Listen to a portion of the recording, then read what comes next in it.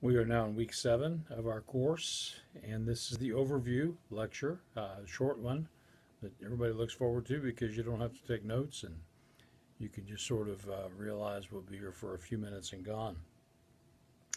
In this week, we're going to finish the McDowell book and the Van Til book, and that will leave us only one chapter left for week 8 in the book by Cowan.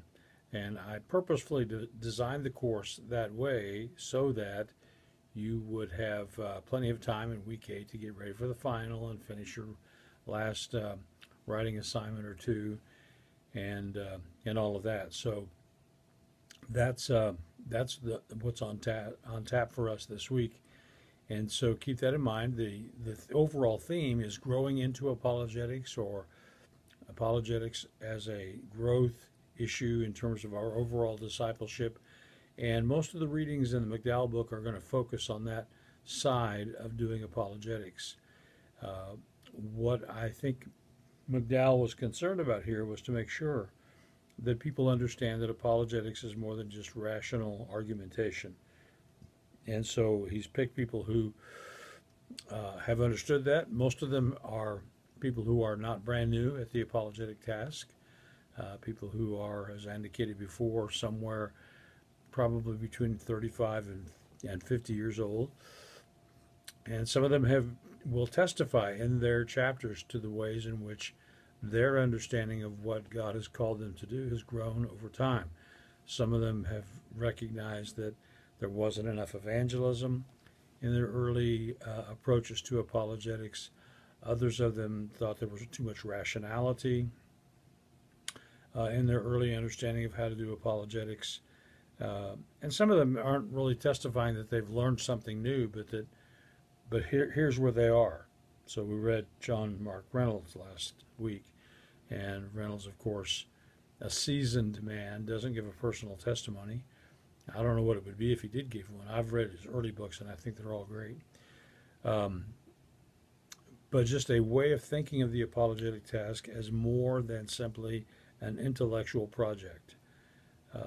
It is still intellectual in the sense that we have to think through methodology and think through how we're going to do this. But it's more than intellectual in the sense that it's not just two talking heads coming together at a coffee shop trying to out-rationalize one another. And so I think the book is helpful. It's not the greatest book in the world on apologetics, but it is probably the best book that deals with apologetics from this particular standpoint. So hope you've enjoyed. One of the nice things about a book like this is you can read a chapter that's 10 or 15 pages long. You can sigh, you can set it down, then you can come back later in the day or the next day and pick up and read the next chapter that's 10 or 15 pages long, without being worried about the fact that I got 250 pages of this one thing taking me on chapter by chapter. And there's a place for both, obviously. I've written big books, I've written articles in books, I've written small books, and so I think I understand the dynamic that takes place there.